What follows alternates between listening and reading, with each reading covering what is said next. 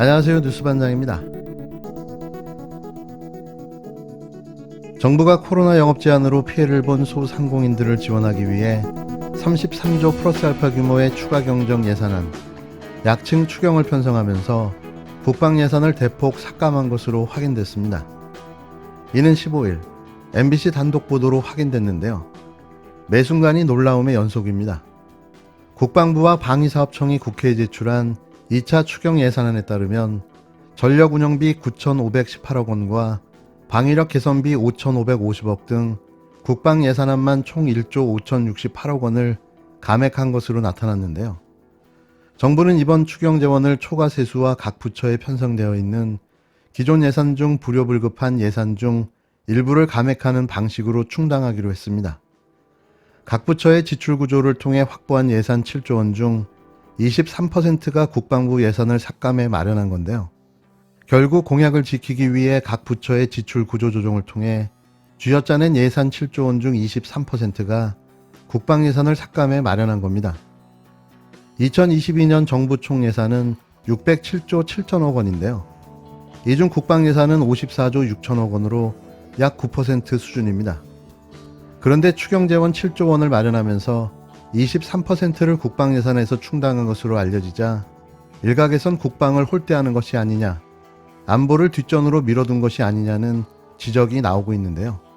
그렇게 안보를 줄기차게 외쳐댔던 윤석열 정부의 국방부 예산 감축은 이들이 과연 안보를 중요하게 생각하는지조차 의문이 들 정도인데요. 취임한 지 불과 5일차, 대한민국이 엉망진창이 되고 있습니다. 국방 예산을 대규모로 감액한 추경안이 국회에 제출되자 야당에선 즉각 비판의 목소리가 터져나왔는데요. 국회 국방위원회 더불어민주당 간사인 기동민 의원은 추경 예산안이 국무회의를 통과한 다음 날인 지난 13일 삭감된 예산을 항목별로 조목조목 열거하며 그 부당성을 지적했습니다.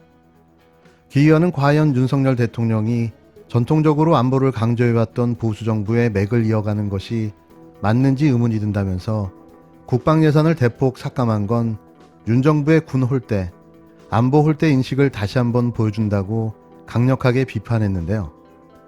보통 이제 정년이 보장된 자리는 잘 그만두지 않는데, 자, 그만두셨는데, 이게 문제가 됐어요. 언론 보도에 따르면. 제가 이제 실제 이게 문제가 됐는지 여쭤보겠습니다. 지난달 28일 날 국방부 브리핑에서 아무래도 이제 기자들이 용산 이정 질문들이 많았겠죠. 예. 이런 질문이 있었어요. 일각에서는 전쟁기념관이 좋은 대안이다. 그런 얘기도 중간에 나왔죠. 거기에 예. 대해서 국방부 견해는 무엇인가 기자가 질문하자 이렇게 답을 했습니다. 안보는 공기와도 같다. 이게 무슨 말입니까? 일단 소중하다는 말이죠. 그리고 우리가 평소에 느끼지 못하지만 없으면 생명을 다하듯이 안보도 마찬가지라고 생각을 했고요. 이틀 후에 브리핑에서는 안보 우려가 없는 곳부터 1차로 이전할 것이다. 그러니까 국방부의 이제 이 건물 혹은 뭐 층 중에 예. 안보 우려가 없는 것부터 이사할 것 같은데 그런 보도가 나왔는데 맞냐라고 이제 기자가 질문하니까 안보 우려가 없는 곳은 없다. 예. 이런 브리핑을 하고 나서 예. 네, 어디 전화를 안 받으셨어요? 문자만 받았습니다. 애드립 하지 말라고 문자만 받았어요.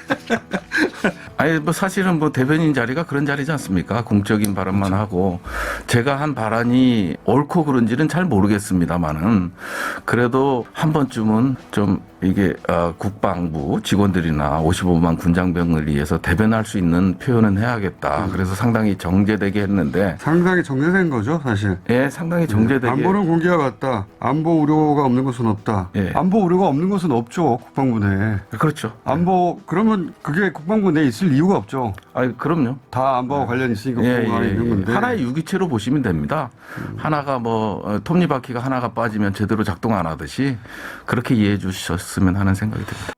지난 4월 18일 TBS 라디오 김호준의 뉴스공장에 출연한 부승찬 국방부 전 대변인의 발언이었습니다. 안보는 공기와도 같다. 안보 우려가 없는 곳은 없다. 7군데로 쪼개지는 국방부의 공허한 군심을 소신 발언했는데요. 그러면서 그는 정치검찰의 집단 행동을 부러워했습니다. 대통령 직무실 이전으로 안 그래도 사기가 떨어진 상황에서 추경에서 예산마저 대폭 삭감될 것이라는 소식이 전해지자 국방부 상당수 직원들이 정말 일할 의욕이 안 생긴다는 말을 한다며 분위기를 전했습니다. 사무실 비워주고 관사까지 내줬는데 이제는 예산까지 내놓으라니 만만한 게 국방부인 것 같다는 말이 이곳저곳에서 터져나오고 있다는데요. 이거야말로 안보 공백이 아닙니까? 자신의 공약을 지키기 위해 국방부 예산을 삭감하고 자신의 심기 안정을 위해 직무실을 국방부 청사로 이전하고 대체 대한민국 국방부를 뭘로 보는 걸까요? 대통령실은 내일 윤석열 대통령의 시정연설 후 여야 3당 지도부와의 만찬이 무산된 것과 관련해 어떤 답이 왔든 문은 열려 있고 연락을 주면 만날 생각이라고 밝혔습니다. 대통령실 핵심 관계자는 오늘 기자들과 만난 자리에서 윤 대통령은 취임했으니 야당분들과 만나 소탈하고 허심탄회하게 이야기해보고 싶다는 생각을 갖고 있다며 이같이 말했습니다. 이 관계자는 방법 역시 퇴근길 보통 사람들이 가는 식당에서 김치찌개와 고기를 구워놓고 소주 한잔 하고 싶다는 마음을 윤 대통령이 갖고 있다고 덧붙였습니다. 야당인 더불어민주당의 인사반대에도 자신의 최측근, 검사 선후배, 친구를 정부 주요 요직에 꼽아넣기 하며 마이웨이 하고 있는 취임한 지 딱 5일째인 윤석열 대통령이 여당인 민주당 지도부와 허심탄회하게 이야기하고 싶다는 의사를 밝혔다고 15일 대통령실에서 밝혔는데요. 이 앞뒤가 다른 윤 대통령의 말을 누가 고지고대로 믿어줄까요? 일명 이중 플레이, 허허실실 전법이라고 칭하는 이 전략은 겉으로는 통합과 화합을 이야기하며 속으론 자기 멋대로 하겠다는 뜻을 숨기지 않고 있는데요. 보면 볼수록 신기하기까지 합니다. 허언증일까요? 아니면 유체이탈 화법일까요? 점점 김건희 씨와 닮아가고 있는 윤 대통령. 아니, 그는 처음부터 닮은 꼴이었을지도 모릅니다. 윤석열 대통령과 여야 3당 지도부가 16일로 추진하던 만찬 회동이 무산된 것으로 14일 알려졌습니다. 이런 상황에서 쇼핑을 즐겼던 거죠. 일은 일이고 자신의 생활은 생활이지 않습니까? 임기 초 윤 대통령과 국회와의 소통이 원활히 이루어질지 정치권에 관심이 쏠렸던 상황에서 첫 단추를 끼우기 위해 준비해온 만찬 일정이 불발된 건데요. 제가 민주당 지도부라도 만찬이 아니라 만찬 할아버지를 하자고 해도 안 했을 겁니다. 입으로만 통합을 외치며 뒤돌아서서 검찰공화국 완성에 박차를 가하고 있는데요. 역시 예상했던 대로인 거죠. 여권의 한 관계자는 내주 윤 대통령과 여야 3당 지도부 회동이 무산됐다며 더불어민주당에서 시간이 안 맞는다고 알려왔다고 말했는데요. 야당 관계자도 통화해서 내주 회동은 없다며 일단 다른 날짜로 일정 재논의도 되지 않은 상태라고 전했습니다. 당초 윤 대통령은 소상공인 손실보상 추가 경정 예산안과 관련해 국회 시정연설을 하는 16일 저녁에 여야 3당 대표와 원내대표에게 만찬 회동을 제의했는데요. 이를 민주당이 거부한 거죠. 하지만 놀랍게도 야당인 정의당 측은 참석 의사를 밝힌 것으로 알려졌는데요. 누가 참석할까요? 혹시 류호정? 기대됩니다. 윤 대통령은 이번 회동이 성사될 경우 소상공인 손실보상 추경안의 5월 임시국회 내 조속한 처리를 당부하는 한편 한덕수 후보자 인준안 처리 등의 협조를 구하려 했던 것으로 알려졌는데요. 다만 윤 대통령은 오는 16일 추경안 시정연설을 위해 대통령 취임 엿새 만에 국회를 찾는 만큼 만찬 회동 형식은 아니지만 여당 3당 지도부와 만나 대화하는 자리가 마련될 것으로 보입니다. 과연 이 자리에서 어떤 대화가 오갈까요? 민주당은 좀 화끈하게 할 말 못할 말 다 했으면 좋겠습니다. 인사 참사, 문재인 정부와 이재명 후보에 대한 정치 보복 수사, 타정부 조직 예산을 유용한 소상공인 지원금 확보, 할 이야기가 넘쳐나는데요. 말을 해야 알아듣는 사람이다 보니 반드시 짚고 넘어가야 할 듯합니다. 검찰 출신 칠상시라는 인해 장막을 스스로 만드는 작업을 또다시 탱크처럼 밀어붙이고 있습니다. 대통령의 일거수일투족을 관리하는 부속실장인 강의구 전 검찰총장 비서관, 내부 감찰을 해야 하는 공직기관 비서관은 이시원 전 부장검사, 이분은 서울시 공무원 간첩조작 사건의 수사부터 기소까지 담당한 공안통으로 그로 인해 중징계까지 받은 자입니다.